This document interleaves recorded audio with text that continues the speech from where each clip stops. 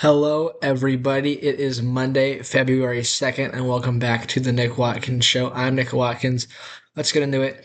We're going to start first with hockey. We're going to talk about all the games that happened yesterday as a part of the NHL Stadium Series. These are games that were played outside, and they were pretty good. I mean, the so we had the Hurricanes and the Kings. I'm actually not sure if this one was outside.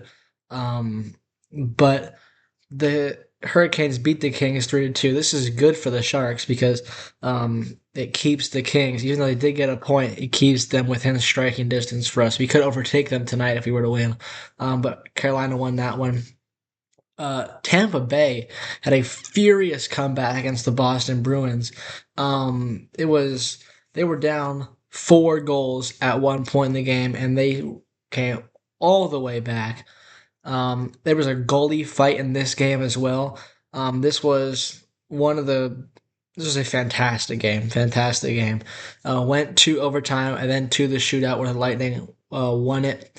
Um, Controversial game. There was an overtime goal that got called back that would have won it for the Bruins, but instead the game kept going and the Lightning ended up winning in Tampa in the Raymond James Stadium. It was pretty cool what they're doing though. The second one, the Ducks and the Golden Knights. The Ducks beat the Golden Knights 4-3. An important empty net goal for the Ducks made it 4-2, and then Tomas Hertl, former Shark, made it 4-3 with a goal for the Golden Knights. So if the Ducks didn't get that goal, it could have been very different. But instead, the Ducks won. How does this affect the Western Conference? Like I said, the Kings lost, so they're eighth. The Ducks get 3 points from this game, moving them to 61 points, which is seventh in the conference. And then the Golden Knights lost, and they get no points, so they're at 64. So they stay at 64 is where they were entering yesterday. They stay at 64, tied with the Oilers for first in the Pacific, and then fourth and fifth in the Western Conference itself. Kraken have 61, the Ducks have 61, the Kings have 60, and then we are on the outside looking in at this point in time, 58 points for San Jose Sharks. That is not even ninth, that's 10th. The Mammoth are in ninth, they have 60 points. And then the 1, 2, and 3, still the Avalanche, the Wild, and the Stars. Even though Colorado has lost 6 out of their last 10 games. But a lot of these teams are you know pretty like 6-4, 5-5. The one team that is very hot right now in the West are the Ducks. They are eight wins in their last 10 games. And then the cold teams are actually the Golden Knights and the Avalanche. So the Golden Knights are 3-7 in the last 10. And like I said, the Avalanche have lost 6 of 10. The Stars have won 4 in a row. The Kraken have won 4 in a row. Um, those it's getting a lot closer. 4 through 10, and maybe even 11. I mean, the Predators are 2 points behind us. The Predators are 5-5 in the last 10. So the Western Conference is getting a lot closer together. And 4 through 11 are separated by less than 10 points. Um, it's going to get close, and it's going to be very exciting down the stretch. Every game is going to mean a lot more, especially coming out of the Olympic break. And the Olympics, we're going to talk about those when we have Noah on the show. I think tomorrow. I think we agreed on tomorrow. So that's going to be a good episode. We're going to talk about hockey. We're also going to talk football. But yeah, so the Sharks play tonight. That's what happened yesterday. The Sharks play tonight. They play against the Chicago Blackhawks in Chicago. I thought they were playing the Avalanche, but I'm wrong about that. They actually play the Avalanche on Wednesday, but tonight they play the Blackhawks, and this is a big game for us. We dropped one against Calgary, where we should have won that game going into it, but we got heavily outshot. Did not play good defense. Wasn't a good performance from the Sharks on Saturday, and we have a chance to redeem ourselves here. The Avalanche are 21, 25, and 9. They've lost 2 in a row. They are looking at their pages, they are very good on the penalty kill. They have the number one ranked penalty kill in the National Hockey League. And we have scored a lot of our goals on the power play with the 16th ranked power play, so dead in the middle of the pack.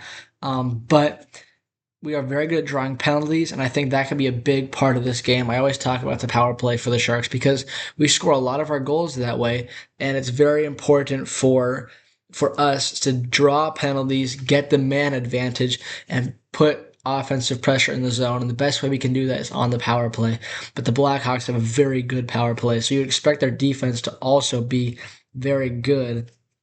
Um, Even though they are 19th in offensive goals per game. So it's kind of middle of the pack. The Sharks defense has definitely been lackluster, and that's part of the reason that we lost against Calgary and the reason the Oilers came back and won that game in overtime. It's because we had the lead and we choked it away, and then we just for the Oilers game it was different because we had that lead and we choked it big time. The lead against Calgary wasn't as big; it was just one, but it felt like when they evened the score, it felt like insurmountable odds because they kept so much pressure in our zone. And when we actually got the puck into their zone, we couldn't do anything with it because their defense was too suffocating. And they just kept so much pressure on us that we couldn't do anything. And shifts were being wasted for our frontliners. So hopefully we can have a better performance in this one, a more dominant performance. We got to get back to winning these games, man. We got to get back to winning because on this road trip, 5-game road trip to end the season, we're 1-2 right now, and or technically 1-1. So we do have a chance to escape 500 because we're most likely going to lose to the Avalanche. That's just the reality of the situation. You never know. We could win this game against the Avalanche, but our best chance to escape this road trip with at least a 500 record, if you include the overtime loss, would be to win this game against Chicago, and then, kind of whatever happens against the Avalanche. But if we were to lose this game, it's not a good spot we want to be in. We want to gain points. We want to be able to finish the first half of the year with 60 over 60 points. You want to end the year closer to the teams at the top and even the teams in the playoffs, because we're not in the playoffs right now. We're not guaranteed anything. We got to earn that.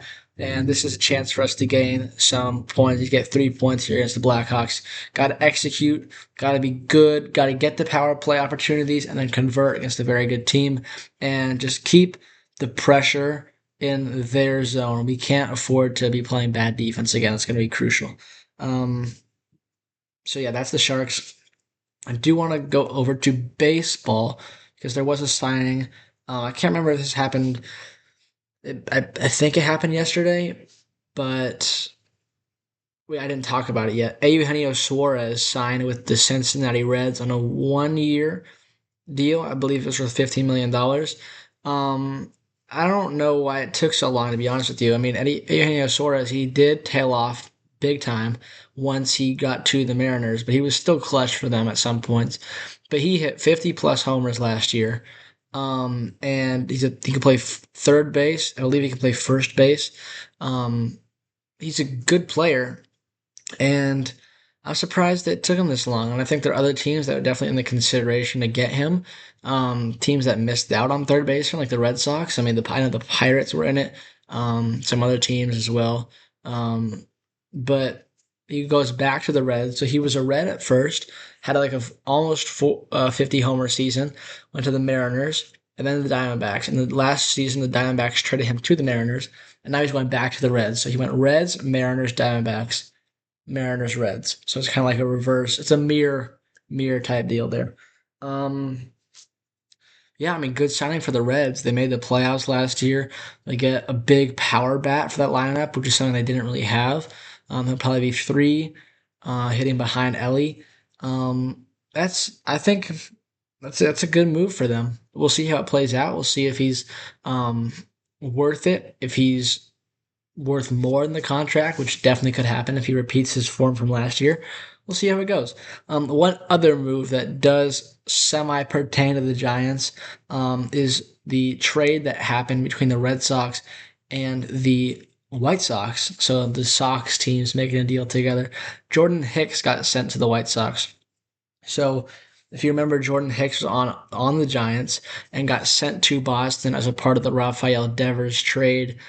So now, if you take a look at how this trade worked out for the Giants and the Red Sox, it continues to, and this reinforces it, look like a massive win for the Giants. We got Rafael Devers, who is, in my opinion, top three left-handed hitter in baseball. He's going to be playing first base for us now because we have a good third baseman already. And he is a perennial all star. He's a 30 homer guy. He's just an absolute great hitter. He's a good guy in general. I mean, we saw him last year. He seemed like a great guy, good clubhouse guy. He's going to be a leader for our team. We got an absolute stud on a relatively cheap deal compared to other deals that are being thrown around now at a relatively good price for a player of his caliber. And the Red Sox got James Tibbs, who was our first round draft pick of 2024, and he got flipped to the Dodgers for Dustin May, who's no longer on the team. And then Jordan Hicks, who's now a White Sox. And then Kyle Harrison, who I'm very high on. I like Kyle Harrison. He still has potential to be good, but he is buried in their depth chart right now in the starting pitching rotation. He's like their seventh best starting pitcher. Probably not going to see the mound, at least as a starter. And then Jose Buto, I believe, or Brito, or something like that. He has made 7 starts in single A. So unless Harrison turns out to be the stud that he definitely could be, or the other guy does well, this looks like a absolute steal for the Giants, and it is. Even if Harrison becomes a good pitcher, it's still a win for the Giants. And but if it doesn't, he doesn't turn it to be that way.